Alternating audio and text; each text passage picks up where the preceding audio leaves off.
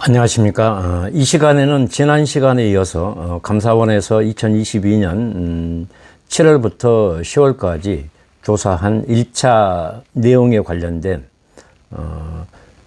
것인데, 여기에는 초동조치, 사실관계, 조사 발표 등 주요 사건 경과에 관련해서 내용입니다. 이 내용은 동생의 실제 실종부터 해경과 국방부의 사건 본보까지의 그 내용을 오늘 여러분들께 알려드리고자 합니다. 2020년 9월 21일 12시 51분 해경은 무궁화 10호 해수부 어업지도선의 해양수산부 소속 공무원 이대균의 실종 신고가 접수됩니다. 2020년 9월 22일 16시부터 17시 합참과 국가안보실 또 실종자의 북한 해역 발견 정황 인지를 합니다. 그리고 바로 6시 5분경 대통령 최초 서면 보고가 올라갑니다. 그리고 18시 36분 국가안보실 국가위기대응센터는 당시까지 파악된 상황 등을 작성한 보고서를 청와대 내부 보고망을 통해 대통령에게 서면 보고합니다. 보고 내용은 해상 추락으로 추정되어 수색 중 북측이 실종자를 발견. 9월 24일 통일부 정책총괄과가 작성한 서해상 우리 국민 피격 사건 관련 일지에 확인된 것입니다. 그리고 21시에서 22시 합참 안보실 실종자 피살 시신 서각 정황을 인지합니다. 2020년 9월 23일 01시 안보실장 주재 관계장관 회의를 합니다. 군 첩보 내용 공유 및 자진 월북 가능성을 이때 논의합니다. 08시 30분 대통령 최초 대면 보고, 안보실장, 비서실장 이대균의 피살 및 소각 정황 등을 보고합니다. 대통령은 정확한 사실 확인이 우선이다. 북측에도 확인을 하도록 하라.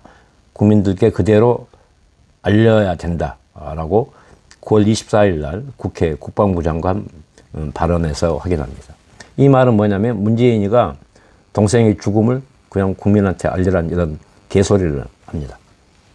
그리고 이날 16시 35분 유엔사 채널을 통해 대북 전통문을 발송합니다.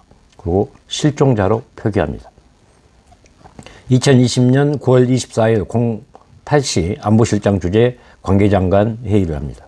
자진 월북을 시도하였을 가능성이 높은 것으로 평가된다라는 국방부 분석 보고서를 받습니다. 이건 다 이제 그 전에 다 짜버렸죠.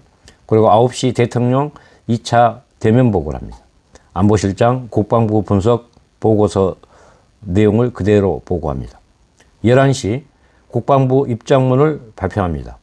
이날은 제가 이 시간에 이 수색하다가 저는 나오면서 이 국방부 입장문을 들었거든요. 우리 국민의 총격을 가하고 불태우는 만행을 저질렀음을 확인하였습니다라고 합니다. 그리고 자진 월북을 시도하였을 가능성이 높은 것으로 평가된다고 백브리핑에서 발표입니다. 그리고 17시에 해경에서 1차 브리핑을 합니다. 자진 월북의 가능성을 배제할 수 없다라고 이렇게 언론에 흘리죠. 그리고 2020년 9월 25일 날 14시에 안보실 북측 대남 통지문을 발표합니다. 불법 침입, 사살, 부유물 소각. 이것을 박지원이가 가져와서 서훈이가 울면서 읽어 내려갔던 거 여러분 잘 아실 겁니다. 그리고 2020년 9월 27일 15시 대통령 주재 관계장관 회의를 합니다. 안보실 실장 1차장 또 국정원, 국방부 비서실장이 참석합니다. 대통령은 국방부의 시신 소각 발표가 너무 단정적이었으며 시신 소각과 관련해 국방부 장관의 재분석하라고 지시합니다. 회의 참석자, 안보실 등 진술, 또 국방부 문건, 2022년 7월 23일 주요 현안 참고 자료에서 확인된 것입니다. 2020년 9월 27일 일요일 안보실 주요 쟁점 참고 자료를 2차 작성해서 배포합니다. 여기에는 Q&A, 그 질문과 이런 거 있죠. 이런 것까지 싹 다 만들어서 배포합니다. 2020년 9월 29일 10시 30분 해경이 2차 중간 브리핑을 합니다. 표류 예측 분석 결과 등을 종합하여 월북한 것으로 판단하고 있다라고 합니다. 또 2020년 9월 22일 15시 해경은 3차 중간 수사 브리핑을 합니다. 정신적 공황 상태에서 현실 도피의 목적으로 월북한 것으로 판단한다. 이 내용은 제가 수색을 하다가 또 이날은 동생 그 사망 한 달째가 됩니다. 그리고 아주 초라한 선상 일형제를 지내고 온 그 시간에 이자들은 몰래 숨어서 이렇게 이 더럽고 추접스러운 조작의 대국민 사기극을 발표합니다. 이게 말이 되겠습니까?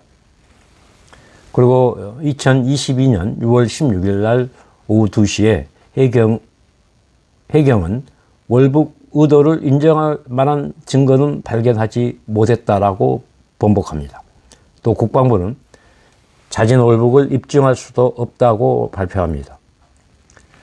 여러분, 왜 동일한 사건을 동일한 기관이 2년 만에 다른 내용으로 발표를 했을까요? 저는 사건 초기에 여기에 관련된 해경의 더미 실험이라든가 또 조류 예측 시스템을 다시 분석하라고 요청했습니다. 근데 해경은 무슨 짓을 한지 압니까? 판넬을 열 몇 개를 만들어 가지고 사람이 보통 수행을 하면은 보통 1나트, 한 1, 2나트 정도밖에 못 갑니다.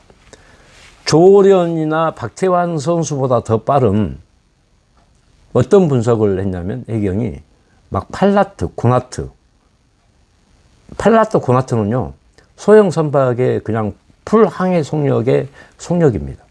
그렇게 헤엄쳐 갔다고 이런 식으로 판례를 만들었어요, 해경이. 이게 말이 됩니까, 여러분? 그것도 비공개로 했는데, 그때 당시 그 방송 카메라가 한 바퀴 쫙 돌리는 것을 제가 캡처를 해가지고 한번 봐봤어요. 경악스럽게 그런 식으로 만들어 놨더라고요. 이런 새끼들이 문재인 정권이고 민주당 정권입니다. 이런 놈들을 여러분 용서해도 되겠습니까? 저는 이런 천인공노할 살인자 집단, 민주당과 문재인을 완전하게 심판을 해야 두 번 다시 이런 짓거리를 안 할 것입니다. 이걸 가만두니까 지금 보세요. 범죄자가 대통령 되면 그냥 헌법 제84조를 소추권이 없다라고 이렇게 지그들 멋대로 마음대로 해석해가지고 국민을 기만하고 있지 않습니까? 여러분들, 이 서해 피격 사건에 관련해서 자세히 보게 되면 민주당의 민낯과 행태를 여실하게 알 수가 있습니다. 여러분들 이래도 민주당을 지지하겠습니까? 저는 이 서해 피격 사건에 관련해서 민주당은 범죄 집단이라고 당당하게 말해왔습니다. 범죄 집단 맞습니다. 왜? 조작과 은폐, 해유, 협박을 했던 자들이 민주당 아니었습니까? 그러니 범죄죠. 저는 민주당의 정당 해산을 강력하게 요구합니다. 또 다른 분석 내용을 다음 시간에 여러분께 알려드리겠습니다. 감사합니다.